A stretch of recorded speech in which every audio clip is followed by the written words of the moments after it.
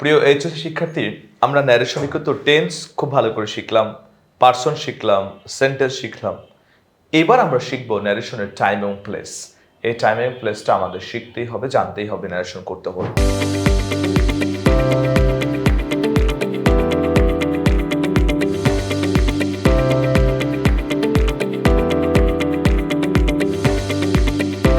আমরা দেখতে পাচ্ছ যে নাও কখনো কখনো না তোমাদের নাও দেখা থাকবে প্রশ্নের হয়তো বা শেষের দিকে থাকতে পারে, প্রথমে দেখবে মাঝখানে আছে, এরকম তুমি দেখতে পারবে।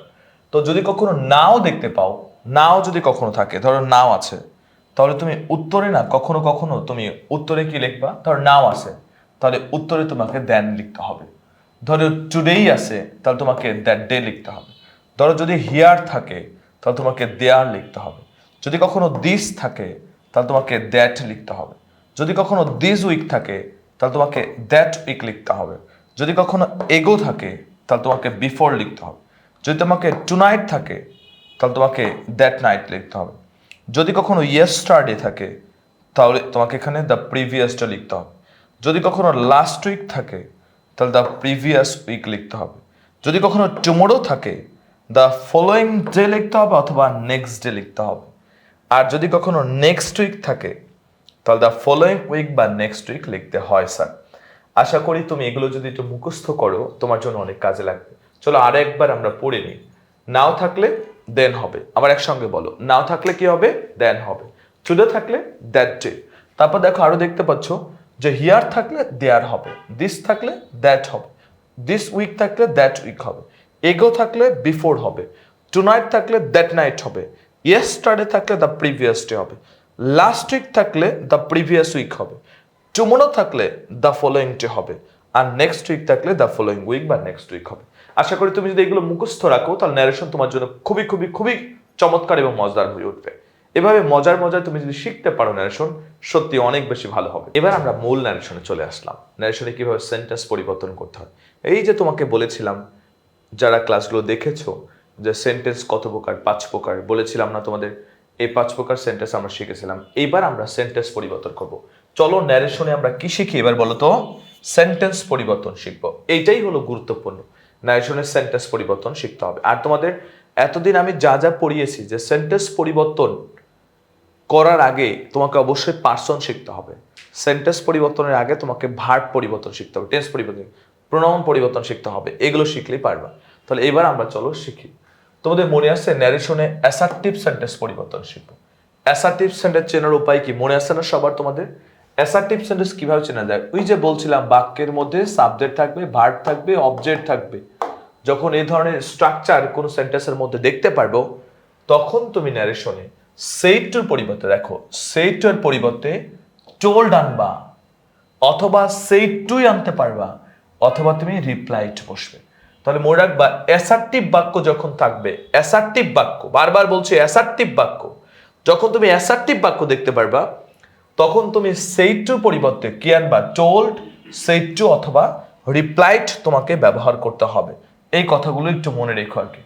এবার আসো, যদি কখনো কমা ইনভার্টেড কমা দেখতে পাও, তাহলে এইটা উঠাই দিয়ে তোমাকে না দ্যাট লিখতে হবে। আবারও বলছি, কমা ইনভার্টেড কমা উঠিয়ে দিয়ে তোমাকে না দ্যাট লিখতে হবে। দ্যাট, এখানে কিন্তু দ্যাট বসবে। তাহলে কমা ইনভার্টেড কমা উঠে দ্যাট বসবে। এরপরে আমাদের পার্সন পরিবর্তন করবা, টেন্স পরিবর্তন করবা, টাইম প্লেস যদি থাকে তাহলে এগুলো পরিবর্তন করবা। তোমাদের মনে আছে অবশ্যই আমি বলেছিলাম পার্সন কিভাবে পরিবর্তন করতে হয়, টেন্স কিভাবে পরিবর্তন। যারা এই ক্লাসগুলো দেখোনি তারা অবশ্যই আগে থেকে দেখে আসো, নাহলে পারবা না, নাহলে তুমি এখানে কিছু বুঝবা না। তোমাকে অবশ্যই আগের পার্সন টেন্স পরিবর্তন শিখতে হবে। আর এগুলো কিন্তু কোথায় করবা? যখন তুমি ইনভার্ট কমার পরিবর্তে দ্যাট বসে পরবর্তী ইনভার্টেড কমার মধ্যে যখন তুমি ইন করবা, তখনই এগুলো পরিবর্তন হবে। তখনই পার্সন পরিবর্তন করবা, তখন টেন্স পরিবর্তন করবা, তখন টাইম প্লেস পরিবর্তন করতে হবে। কখন? যখন ইনভার্টেড কমার ভিতরে থাকবে। আশা করি বিষয়টা বুঝতে পারছো। তবে ছাত্রছাত্রীদের আকর্ষণ করে একটা কথা বলি শোনো। যদি কখনো প্রশ্নে সেইস থাকে, ধরো সেইড টু না থেকে সেইস থাকে, তাহলে উত্তরে টেলস লিখবা। যদি উইলসে থাকে তাহলে তোমাকে উইল টেল হবে। আর টেন্সের কোনো পরিবর্তন হবে না, শুধুমাত্র পার্সন আই থাকলে পরিবর্তন হবে, উই থাকলে পরিবর্তন হবে, কিন্তু টেন্সের কোনো পরিবর্তন করা যাবে না। এই কথাটা মনে রেখো। যেমন একটা উদাহরণ দিয়ে তোমাকে বলতে পারি, যেমন দেখো হি সেড টু মি। আমরা এক্সাম্পল করি, দেখো ন্যারেশনের এগুলো। দেখো হি সেড টু মি, দেখো এখানে সেড টু আছে না, তাহলে he said to me I will help you. তাহলে আমরা এটাকে সমাধান করি। বলো এই সেন্টেন্সটা কি সেন্টেন্স বলো তো? এই সেন্টেন্সটা অবশ্যই এটা অ্যাসার্টিভ সেন্টেন্স, এটা হলো অ্যাসার্টিভ বাক্য। তাহলে আমরা এটাকে সমাধান করি। ধরো আমরা হি আছে, দেখো তুমি দেখতে পাচ্ছ এখানে হি আছে, তাহলে যদি এখানে হি থাকে, ধরো এই জায়গায় হি আছে, তাহলে আমরা হি এখানে আনলাম। তারপর দেখো এই যে সেইট টু তুমি দেখতে পাচ্ছ, সেইট টুটা আছে, এই সেইট টুর পরিবর্তে তোমাকে কিন্তু টোল্ড আনতে হবে। দেখো আমরা টোল্ড আনছি। তারপর দেখো অবজেক্ট কি আছে? মি। তারপরে আমরা দেখো এখানে মি নিয়ে আসছি। তোমাকে বলছিলাম কমা ইনভার্টেড কমা উঠে দ্যাট বসে। দেখো এই জায়গায় দেখো এই কমা ইনভার্টেড কমা উঠায় দিয়ে এবার কিন্তু আমরা এখানে দ্যাট লিখছি, তোমরা দেখতে পাচ্ছ। তারপর দেখো আমাদের পার্সন পরিবর্তন, দেখো তো পার্সন আই আছে, তোমাদের পড়িয়েছিলাম আই যদি ফার্স্ট পার্সন হয় সাবজেক্ট দেখে পরিবর্তন হবে। সাবজেক্ট কি আছে? হি। তাহলে দেখো এখানে আমরা হি লিখছি। এবার দেখো এখানে উইল আছে, তাহলে উইল থাকলে কিন্তু এখানে উড বসবে, দেখো উডি বসিয়েছে দেখো। তারপরে যে হেল্প আছে, হেল্পই বসবে। তারপরে আসো, তোমার মনে হতে পারে স্যার এখান তো হেল্প কেন লিখলাম না? তুমি মনে রাখবো অক্সিলারি ভার্ব যখন তুমি পরিবর্তন করে ফেলবা, অক্সিলারি ভার্ব যখন তুমি পরিবর্তন করে ফেলছো, তাহলে এখানে কিন্তু উইল আছে, উড করছো। কিন্তু উইল যদি না থাকতো, শুধু ভার্ব অন থাকতো, তাহলে তুমি ভার্ব টু করতে পারতা। যখন একটা অক্সিলারি ভার্ব পরিবর্তন করে ফেলবা, তখন কিন্তু আর এটা কিন্তু ভার্ব টু করতে পারবা না, এটা কিন্তু ভার্ব টু আর হবে না। তখন মডেল অক্সিলারি ভার্বের পরে ভার্ব অনই বসবে, এটা মনে রেখো। এবার আসো ইউটা আছে, ইউটা কি পার্সন? Second person. ধরছে কাকে? অবজেক্টকে। অবজেক্টকে মি। তাহলে দেখো এখানে উত্তরে মি লেখা হয়েছে। তো আশা করি বুঝতে পারবা যে কিভাবে এটা করতে হয়েছে আমাদের। আশা করি এই কথাগুলো যদি তুমি মনে থাকে তাহলে খুব সহজেই করতে পারো। তোমরা একটু দেখে নাও ভালো করে বাক্যটা, যে উত্তরগুলো ঠিকভাবে কিভাবে হয়েছে। আবার বলি সেইটার পরিবর্তে তুমি টোল্ড লেখছে, টোল্ড বসাইছি, ইনভার্টেড কমা উঠাই গিয়ে দ্যাট বসিয়েছি, এরপরে পার্সন এবং টেন্স আমরা পরিবর্তন করেছি। দেখো আশা করি পার্সন টেন্স তোমাদের শিখেছি কিভাবে পরিবর্তন করতে হয়, ঠিক এভাবে আমরা পরিবর্তন করছি। চলো আরো কিছু উদাহরণ আমরা দেখি। দেখো এখানে একটা বলছে I'm rotten because I have none to take care of me. দেখো টেক কেয়ার হবে, এটা কেয়ার না, কেয়ার হবে, টেক কেয়ার অফ মি। এখন চলো এটা আমরা একটু সমাধান করি। এটা একটা কুমিল্লা বোর্ডে 19 সালে আসছিল প্রশ্নটা। তোমাকে বলেছিলাম যে এই যে ইনভার্টেড কমা দিয়ে আটকানো, ইনভার্টেড কমা দিয়ে যে অংশটা আটকানো আছে তোমরা দেখতে পাচ্ছ, ইনভার্টেড কমা দিয়ে যে অংশটা আটকানো, ধর ইনভার্টেড কমা দিয়ে যে অংশটা তুমি আটকানো দেখতে পাচ্ছ এই মুহূর্তে, আশা করি মনে রাখবা যে এটাকে বলা হয় রিপোর্টেড স্পিচ। এই যে ইনভার্টেড কমা দিয়ে আটকানো, এই যে রিপোর্টেড স্পিচ বলা, আর এটাকে বলা হচ্ছে রিপোর্টিং ভার্ব। মনে আছে তোমাদের বলছিলাম রিপোর্টিং ভার্ব কিন্তু শেষেও বসতে পারে। যে এই কথাটা বলছে, যিনি এই কথাটা বলছে তিনি না শেষেও থাকতে পারে, আবার শুরুতেও থাকতে পারে, আবার নাও থাকতে পারে, অদৃশ্যমানও হতে পারে। তখন তোমাকে খুঁজে খুঁজে কিন্তু বের করতে হবে এই লাইনটা কে বললো, এক্স্যাক্টলি ইনভার্ট কমাটা কে বলছে, এটা কিন্তু বের করে ওকে উত্তর লেখার সময় প্রথমে লিখতে হবে। তাহলে আমরা দেখো উত্তর লেখার সময় প্রথমে লিখবো, তাহলে কাকে বলছে? দা বয়। দেখো আমরা দা বয় লিখছি। এবার আমাকে দেখো এটা কি অ্যাসার্টিভ বাক্য না? দেখো তো একটা সাবজেক্ট দিয়ে শুরু করছে, তারপরে ধরো এরপরে দেখো তো ভার্ব আছে, ভার্ব বসে তারপর দেখো অবজেক্ট আছে। তাহলে যদি এরকম কখনো দেখতে পাও সাবজেক্টের পরে ভার্ব, তাহলে এটা অ্যাসার্টিভ। তাহলে অ্যাসার্টিভ এখানে টোল্ড বসবে। দেখো এখানে কিন্তু আবার টোল্ড ইউজ করছে। তাহলে দেখো দ্য বয় টোল্ড, দেখো দ্য ম্যান, দেখতে পাচ্ছ অবজেক্ট আমরা ম্যান পাইছি, যে দেখো অবজেক্ট ম্যান আছে, তাহলে আমরা এখানে ম্যান লিখছি। ইনভার্টেড কমা উঠাই দিব, এই যে এখানে যে ইনভার্টেড কমাটা দেখতে পাচ্ছ তোমরা, এই যে ইনভার্টেড কমা, এই ইনভার্টেড কমা তো উঠাই দিয়ে দ্যাট লিখছি। টোল্ড আছে কেন? এই সাইডের পরিবর্তে, সাইডের পরিবর্তে আমরা টোল্ড লিখছি, তারপর ইনভার্ট কমার পরিবর্তে দ্যাট লিখছি। এবার আমরা দেখো এদিকে তাকাও, দেখো তো আইটা কি person? First person. First person কাকে ধরবে? সাবজেক্ট। সাবজেক্টকে বয়, তাহলে বয় হলে পরে আমরা মনে মনে বয়কে ধরে কি আনবো? হি। তাহলে আমরা দেখো এখানে হি নিয়ে আসছি। আশা করি বিষয়টা ক্লিয়ার, হি কিভাবে আসছে। তারপরে আসো আমরা বলো এই আই কেটে আমরা কি লিখলাম? হি লিখছি, হি। এবার আসো অ্যামেজার থাকলে কি বসবে? ওয়াজ হয়, তাহলে দেখো হির সঙ্গে ওয়াজ হয় তাই ওয়াজ লিখছি। তারপরে যে বাকি অংশ লোটারিং বিকজ লিখলাম। এবার দেখো আবার আয় আছে, দেখতে পাচ্ছ আয়, তাহলে আয় যদি থাকে তাহলে আবার ফার্স্ট পারসন ধরবে সাবজেক্টকে, সাবজেক্ট কি আছে? বয়, তাহলে বয়কে ধরে আবার কি আসবে? হি। তাহলে আই কেটে আবার কিন্তু এখানে হি লিখলাম। তারপর বলো হ্যাভেস থাকলে কি হয়? হ্যাড, তাহলে দেখো হ্যাড লিখছি। তারপরে বাকি অংশ none to take care of me, দেখো টেক কেয়ার অফ, এই যে মির জায়গায় আবার পরিবর্তন হবে। মির জায়গায় আবার কেন পরিবর্তন? মি হলো ফার্স্ট পারসন, ধরবে কাকে? সাবজেক্টকে। সাবজেক্টকে হি, তাহলে হি এখানে যেহেতু মিটা অবজেক্টে আছে, তাহলে তোমাদের পড়িয়েছিলাম যাকে ধরবে তার অবজেক্ট হবে, তাহলে হিকে ধরছে, হির অবজেক্ট কি? হিম। সো দ্যাটস ওয়াই এখানে কিন্তু মি কেটে কি হচ্ছে হিম, এখানে কিন্তু উত্তর হবে। তাহলে দেখো এখানে হিম লেখছে, উত্তর হয়েছে হিম। আশা করি এইটাও তুমি ভালো করে বুঝতে পারছো যে মি থেকে কিভাবে হিম আসলো, মি থেকে কিভাবে হিম আসে। এবার চলো আমরা আরো কিছু উদাহরণ দেই তোমাদের।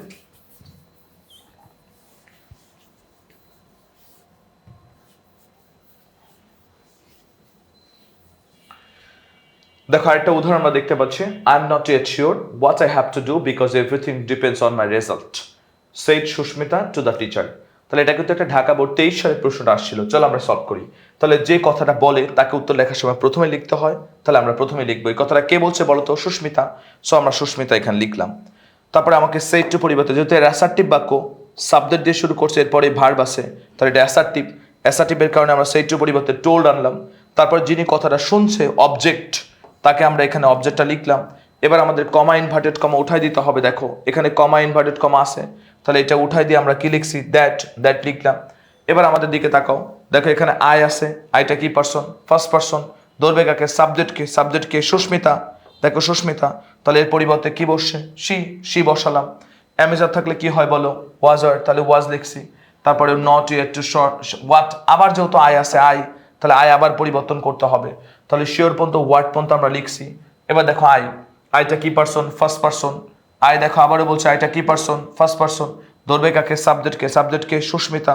তাহলে সুস্মিতার পরিবর্তে কি লিখবো? সি। দেখো এখানে আবার সি লিখছি। তারপর বলো হ্যাভ থাকলে কি হয়? হ্যাড, তাহলে আমরা হ্যাড লিখলাম। তারপরে বাকি অংশ লিখে গেছে এভরিথিং। এই যে ডিপেন্ডস আছে, এটা ভার্ব ওয়ান, তোমাদের পড়িয়েছিলাম। ভার্ব ওয়ান থাকলে কি হবে? Verb two. তাহলে দেখো এখানে ভার্ব টু ডিপেন্ডেন্ট লিখছি, ভার্ব টু। তারপরে বাকি অংশ অন। আবার দেখো মাইটা কি পারসন? First person. তাহলে ফার্স্ট পারসন কাকে ধরবে? ফার্স্ট পারসন কাকে ধরবে? সাবজেক্টকে। তাহলে সাবজেক্ট এখানে কি বলতো? সুস্মিতা। তাহলে সুস্মিতার কারণে এখানে কিন্তু উত্তর হলো হার। প্রশ্ন হলো হার কেন আসলো মাই কেটে? তার মাইটা কি পারসন? ফার্স্ট ধরছে হলো সুস্মিতা সি। তাহলে যেহেতু মাই একটা পসেসিভ ফর্মে আছে, তোমাদের পড়িয়েছিলাম পসেসিভ ফর্ম মাই, তো যাকে ধরবে তার পসেসিভ ফর্ম আসবে সির পসেসিভ ফর্ম হলো কি? হার। তার জন্য এখানে কিন্তু হারটা হলো কারেক্ট। দেখো এখানে হারটাই উত্তর হয়েছে স্যার। আশা করি মাই কেটে কেন হার হলো তোমরা বুঝতে পারছো এই বিষয়গুলো, মাই কেটে কেন এখানে হার হয়েছে। এভাবে না আমাদের ন্যারেশনগুলো সলভ করতে হয়। যখন এরকম বসবে তখন এইভাবে আমাদের বাকিগুলো আমাদের সলভ করতে হবে। তাহলে চলো এবার আমরা আরেকটা উদাহরণ দেখি আমরা অ্যাসার্টিভ সেন্টেন্সে। যেমন the old man said to the girl I have been starving for two days. তাহলে এটাকে অ্যাসার্টিভ বাক্য আমরা নিশ্চিত, কারণ এটা দেখো সাবজেক্ট দিয়ে শুরু করছে। দেখতেই পাচ্ছ এটা একটা সাবজেক্ট দিয়ে শুরু হয়েছে। সাবজেক্ট যদি সাবজেক্ট দিয়ে শুরু হয়, সাবজেক্ট দিয়ে শুরু করে, তাহলে এটা অ্যাসার্টিভ বাক্য। আর অ্যাসার্টিভ বাক্য হলে সেট পরিবর্তে টোল্ড হয়। তাহলে দেখো দ্য ওল্ড ম্যান টোল্ড, এই যে দেখো টোল্ড বসছে। টোল্ডটা কেন বসছে তুমি বুঝতে পারছো? দ্য গার্ল ইনভার্টেড কর্ন পরিবর্তে কি বসবে স্যার বলো? দ্যাট। তাহলে the old man told the girl that, এ পর্যন্ত লিখলাম। বলো আই আছে, আই কেটে কি হয়েছে বলো তো? হি। তাহলে আই গিয়ে সাবজেক্টকে ধরছে টোল্ড ম্যানকে, টোল্ড ম্যানকে ধরে কি আসছে? হি লেখছে, আমরা এখানে হি নামবে উত্তর। তারপরে দেখো এদিকে তাকাও, হ্যাভ আছে, আই কেটে হি হলো। এবার আসো হ্যাভ থাকলে কি হয়? হ্যাড। তাহলে দেখো এখানে হ্যাড বসছে। তারপরে আসো বিন স্টার্ভিং ফর 2 days। তাহলে দেখো ফর স্টার্ভিং 2 days, বাকিটা দিয়ে দিছে দেখো। তাহলে মনে রাখবা হ্যাভ থাকলে এখানে কি হচ্ছে? হ্যাড হচ্ছে। আশা করি বিষয়টা তোমাদের কাছে ক্লিয়ার। তাহলে আবার মনে রাখবা ফার্স্ট পারসন সাবজেক্ট থাকলে কাকে ধরবে? ফার্স্ট পারসন সাবজেক্টকে দেখে, সেকেন্ড পারসন অবজেক্ট দেখে। হ্যাভ থাকলে কি বসবে? হ্যাড। আশা করি বিষয়গুলো তোমাদের কাছে একদম ক্লিয়ার যে কিভাবে অ্যাসার্টিভ বাক্য সমাধান করতে হয়। খালি মনে রাখতে হবে অ্যাসার্টিভ সাবজেক্ট দিয়ে শুরু, সেটটি পরিবর্তে টোল্ড অথবা রিপ্লাইড অথবা সেড টুই, আর ইনভার্ট করার পরিবর্তে দ্যাট। আর পার্সন আর টেন্স তো তোমাকে আগেই শিখিয়ে ফেলছি, এগুলো মনে রাখলেই হয়ে যাবে। এবার দেখো আমি কিছু উদাহরণ দিয়ে দিচ্ছি, তোমরা এগুলো একটু করে ফেলবা। সবাই দেখবা যে দেখো I by here said to madam, তোমরা একটু দেখে নাও। দেখে তোমরা খাতায় করে অবশ্যই কমেন্টে জানাবা যে কিভাবে অ্যাসার্টিভ সেন্টেন্স সমাধান করতে হয়। তোমরা প্রত্যেকেই কমেন্ট করবা, আমি তোমাদের রিপ্লাই দিব এবং উত্তর সঠিক হয়েছে কিনা আমি তোমাদের প্রত্যেককে জানাবো। এখানে যে এক্সাম্পলগুলো দেওয়া আছে তোমরা দেখে নাও ভালো করে, এক্সাম্পলগুলো দেখো। দেখে তোমরা করে এখনই কমেন্টে করে জানাও যে কোন এই কত নম্বর উত্তর কি হবে, এত নম্বর উত্তর কি হবে, এত নম্বর উত্তর কি হবে। আশা করি এই উত্তরগুলো আমি সমাধান তোমাদের করে দিব এবং সঠিক উত্তরটা আমি তোমাদেরকে জানিয়ে দিব। আশা করি অ্যাসার্টিভ সেন্টেন্স প্র্যাকটিস করলে তুমি অনেক বেশি ভালো করতে পারবা। দেখো এখানে প্রত্যেকটা বোর্ড কোশ্চেন আমি ভেঙে দিয়েছি। ইন্টারগেটিভ সেন্টেন্স পরীক্ষায় অনেক বেশি আসে। প্যাসেজ ন্যারেশন বলো আর যেভাবেই ন্যারেশন বলো, তোমরা মনে রাখবা যে কখনোই কোনো সময় যে তোমার ন্যারেশন সলভ করতে হলে ইন্টারগ্রেটিভ আসে না এমন হতে পারে না, ইন্টারগ্রেটিভ দিয়ে আসবেই আসবে। তো এই সেন্টেন্সটা কিভাবে ন্যারেশনে পরিবর্তন করতে হয় সেইটা চলো আমরা এবার শিখে নিই আর কি। দেখো ন্যারেশনে ইন্টারগ্রেটিভ সেন্টেন্স কিভাবে পরিবর্তন করতে হয়, ন্যারেশনে কিভাবে তুমি ইন্টারগ্রেটিভ সেন্টেন্স পরিবর্তন করবা। দেখো প্রথমে হলো সেইড টু পরিবর্তন। দেখো সেইড টু দেখতে পাচ্ছ, দেখো তুমি এখানে সেইড টু দেখতে পাচ্ছ, সেইড টু ন্যারেশন তুমি এখানে সেইড টুটা দেখতে পাচ্ছ। তো যদি কখনো সেইড টু দেখতে পাও, ন্যারেশনে সেইড টু দেখতে পাও, সেইড টু পরিবর্তে তোমাকে না এখানে আক্স লিখতে হবে। সেইড টু পরিবর্তে আক্স বসবে। আবারও আমার সঙ্গে বলো, সেইড টু পরিবর্তে কি বসবে? আক্স বসবে, আক্স। তারপরটা আসো, তারপর দেখো কমা ইনভার্টেড কমা উঠে তোমাকে কিন্তু ইফ বা ডাব্লিউএস কোশ্চেন ব্যবহার করতে হবে। ইফ বা ডাব্লিউএস কোশ্চেন, প্রশ্ন হলো আমি কখন ইফ বসাবো আর কখন ডাব্লিউএস কোশ্চেন বসাবো। দেখো ইনভার্টেড কমার শুরুটা যদি কখনো অক্সিলারি ভার্ব দিয়ে শুরু হয়, যেমন am is are, was were, have has had, can, could, shall, should, may, might, will, এগুলো দিয়ে শুরু হয়, তাহলে তোমার আর ডাব্লিউএস কোশ্চেন আনার দরকার নেই, তখন তুমি ইফ আনবা। আর যদি কখনো ডাব্লিউএস কোশ্চেন যেমন what, when, where, why, how, whom, whose, how much, which, এগুলো দিয়ে শুরু হয়, তাহলে তুমি আর ইফ আনবা না, তখন তোমাকে ডাব্লিউএস কোশ্চেনে আনতে হবে। ধরো হোয়াট আছে তাহলে হোয়াট আনবা, ওয়েন আছে তাহলে ওয়েন আনবা, ওয়াই আছে তাহলে ওয়াই আনবা, হাউ আছে তাহলে হাউ আনবা, মানে ওইটাই আনতে হবে, তোমাকে ভুলেও কিন্তু ইফ আর এখানে ব্যবহার করতে হবে না। তাহলে ডাব্লিউএস কোশ্চেন দিয়ে শুরু হলে ডাব্লিউএস কোশ্চেন আনবো, আর ডাব্লিউএস কোশ্চেন শুরু না হলে ইফ আনবো, এটা একটু মনে রেখো আর কি। এবার আসো, তারপরে আমরা এগুলো আনার পরে আমাদের কি করতে হবে? আগের নিয়মে ফিরে যেতে হবে। পার্সন পরিবর্তন, টেন্স পরিবর্তন, টাইম, প্লেস, এগুলো পরিবর্তন হবে। আর মনে রাখতে হবে যে তুমি যখন পরিবর্তন করবা আগে কিন্তু একটা এই যে ইনভার্টেড কমা ইনভার্ট কমার পরিবর্তে তুমি যখন পার্সেন্টেজ পরিবর্তন তখন এই নিয়মটা ফলো করবা। সাবজেক্ট ভার্ব অবজেক্ট, মানে সাবজেক্ট তো আনবাই কিন্তু এটা পার্সন পরিবর্তন করে আনতে হবে। কিন্তু তুমি কিন্তু আগে ভুলেও ভার্ব আনবা না। ইফ বা ডাব্লিউএস কোশ্চেনের পরে আগে কিন্তু ক্যান থাকলে কুড করে ফেলবে না, অ্যামিজার থাকলে ওয়াজার আগে আনবা না, আগে তোমাকে সাবজেক্ট আনতে হবে। তোর আগে তুমি হয়তো হি অথবা শি আনবা, তারপরে ক্যান থাকলে কুড আনবা। আগে অ্যামিজার আছে তাহলে ওয়াজার পরে আনবা, হি ওয়াজ এরকম ভাবে আনবা। মানে আগে তোমাকে বুঝে নিতে হবে যে আগে কিন্তু সাবজেক্ট আনতে হয়, তারপর ভার্ব, তারপর অবজেক্ট, এই অনুযায়ী কিন্তু তোমাকে পরিবর্তন করবে। এই যে দেখো এই অনুযায়ী কিন্তু পরিবর্তন হবে, একটু মনে রেখো। দেখো ছাত্রদের আকর্ষণ করে একটা কথা বলছি, দেখো একটু।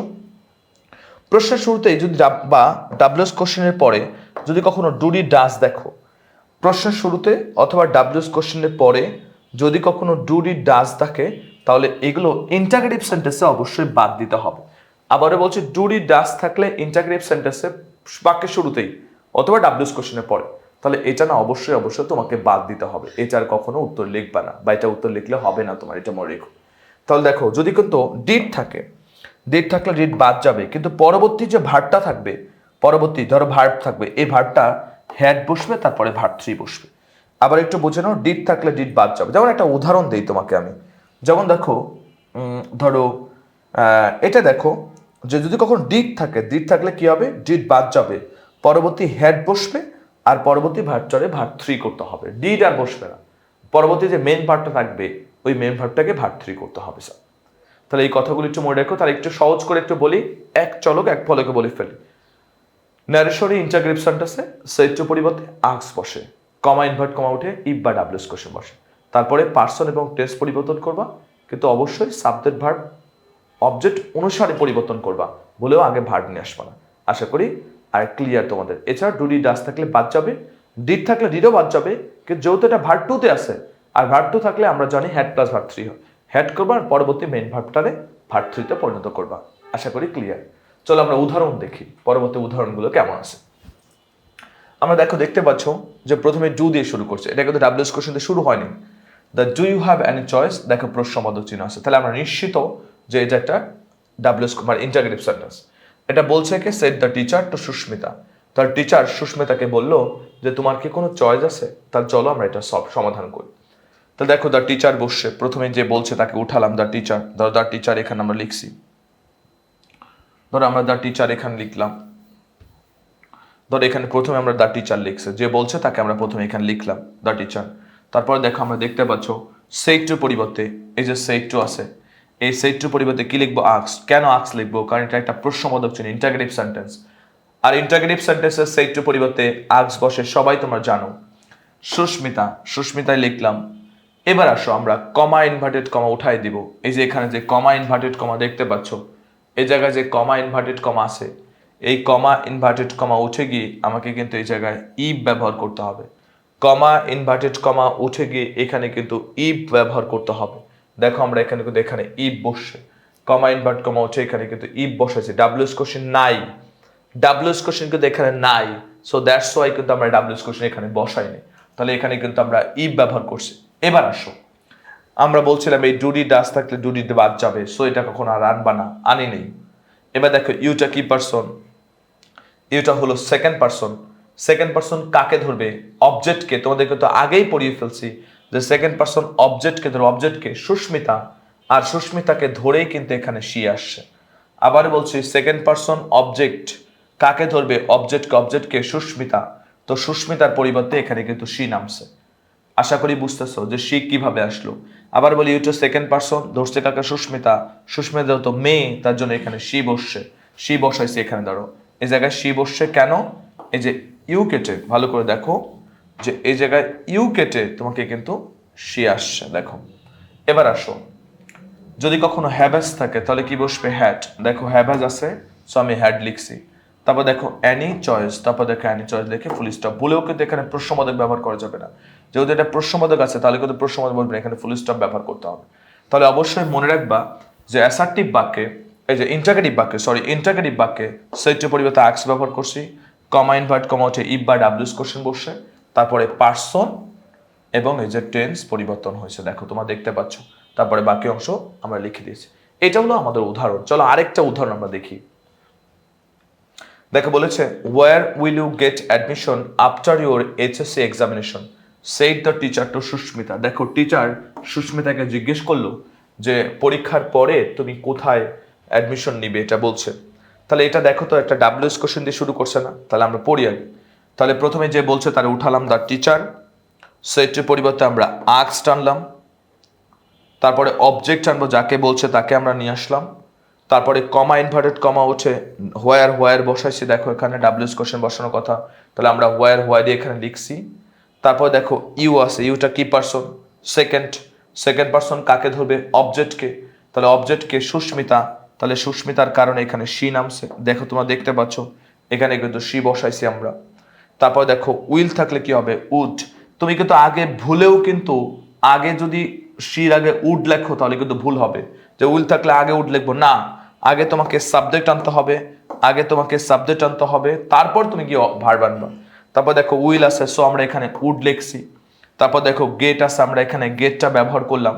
তারপরে বাকি অংশ আফটার। কিন্তু আবার পার্সনের সঙ্গে দেখা, যত জায়গায় পার্সন থাকবে তত জায়গায় কিন্তু তোমাকে পরিবর্তন করতে হবে। তাহলে দেখো এখানে ইওর আছে, তাহলে ইওরের কারণে দেখো এখানে আমরা হার লিখছি। কেন? Your second person. তোমরা জানো যে ইওরটা কি পারসন বলো তো? Second person. ইওর হলো সেকেন্ড পারসন, ধরছে কাকে? সুস্মিতাকে, তার সুস্মিতাকে ধরছে। আর সুস্মিতা ধরার কারণে এখানে কিন্তু হার বসছে। দেখো বুঝতে পারছো কিনা যে ইওর সেকেন্ড পারসন সুস্মিতাকে ধরছে আর সুস্মিতাকে এখানে হার বসছে। তোমরা আবারও বলছিলাম ইওর হলো পসেসিভ ফর্ম, যাকে ধরবে তার পসেসিভ ফর্ম। সুস্মিতাকে ধরছে, তার সুস্মিতার পসেসিভ ফর্ম হলো হার, তার জন্য এখানে কিন্তু হার বসছে। আর এরপরে বাকি অংশ যা যা আছে তা কিন্তু লিখে ফেলছে। দেখো তোমরা দেখতে পাচ্ছ যা যা দরকার তা কিন্তু আমরা ব্যবহার করে ফেলছি। আশা করি এই বিষয়গুলো তোমাদের ক্লিয়ার যে কিভাবে কোনটার কারণে কি হয়েছে। তাহলে পুরো বাক্যটা আমরা বলে দাঁড়াই উত্তরটা, দ্য টিচার আক্স সুস্মিতা, তার আক্স টানছি ইন্টারগেটিভের জন্য, ওয়ার আনছি এখানে ওয়ার দিয়ে শুরু হয়েছে বলে, তারপরে আমরা পার্সন এবং টেন্স পরিবর্তন করে বাকি অংশ কমপ্লিট করেছি। আশা করি এইটাও তোমরা খুব ভালো করে শিখতে পারছো বা এই উদাহরণটা ভালো করে বুঝছো। এবার চলো আরেকটা উদাহরণ তোমাদের জন্য শেখাই, যে উদাহরণটা পড়লেই ন্যারেশনে ইন্টারগেটিভ তোমার জন্য একদম পানি ভাত হয়ে যাবে বা খুব ভালো করে তুমি পারবা। চল দেখো, why are your children crying, কেন তোমার বাচ্চাগুলো কান্নাকাটি করছে। তাহলে কি দিয়ে শুরু করছে বলতো? ওয়াই। তাহলে অবশ্যই এটা ডাব্লিউএস কোশ্চেন দিয়ে শুরু করছে। তাহলে আমরা পড়ি, এটা বলছে কে? ম্যান। শুনছে কে? বলো দ্য ওমেন। তাহলে দ্য ম্যান আক্স দ্য ওমেন। আক্স কেন আসছে? প্রশ্নবোধক চিহ্ন আছে বলে। এবার দ্য ওমেন। এবার দেখো ওয়াইয়ের পরিবর্তে ওয়াই বসছে। দেখো ওয়াই আছে, সো এখানে ওয়াই বসবে। ওয়াই আমরা এখানে লিখবো, অন্য কিছু আর লিখতে পারবো না এই জায়গায়। ধরো তারপরে ইফ লিখতে পারবো না কারণ ডাব্লিউএস করে দিয়ে শুরু করছে। তারপরে আসো অ্যামিজার আছে, আগে কি ওয়াজ লিখবো না, ভুলেও লেখা যাবে না, আগে আমাদের সাবজেক্ট আনতে হবে। সাবজেক্ট কি আছে? Your children. তাহলে ইয়োর চিলড্রেনের জায়গায় ইয়োর সেকেন্ড পার্সন কাকে ধরবে, ওমেনকে। তাহলে ইয়োরের কারণে ইয়োর যেহেতু পসেসিভ আছে, তাহলে যাকে ধরবে তার পসেসিভ, তাহলে শির পসেসিভ কি হার, তো দ্যাটস এখানে হার বসছে। তাহলে হার চিলড্রেন, দেখতে পাচ্ছ এখানে হার চিলড্রেন বসছে। তারপরে অ্যামিজার থাকলে কি হয়, ওয়াজার, তাহলে দেখো ওয়ার ক্রাইং, তাহলে হার চিলড্রেন ওয়ার ক্রাইং, দেখো এটা বসছে হার চিলড্রেন ওয়ার ক্রাইং। এভাবে না আমাদের উত্তরগুলো করতে হবে। আশা করি ন্যারেশনে ইন্টারগ্রেটটা তোমার খুব ভালো করে মনে থাকবে যে সেট টু পরিবর্তে আক্স বসছে, ইনভার্ট কম হচ্ছে ইফ বা ডাব্লিউএস কোশ্চেন। উদাহরণগুলো বারবার দেখে নাও, একবার ভালো করে দেখে নাও। যেটা দাও এটার লাস্ট উদাহরণটা দেখো, লাস্ট উদাহরণটা আমি সুন্দর করে লিখে বারবার ব্যাখ্যা করে বলছি, তুমি তারপরে দেখে নাও। দ্য ম্যান আক্স দ্য ওমেন ওয়াই বসছে, তারপরে ইয়োর চিলড্রেন কাটা দিয়ে হার চিলড্রেন লিখলাম, তারপরে অ্যামিজার থাকলে কি হয় ওয়াজার লিখছি, তারপরে যে বাকি অংশ লিখে দিচ্ছে এখানে স্যার। আশা করি এই উদাহরণটাও তোমাদের কাছে একদম ক্লিয়ার মনে হয়েছে।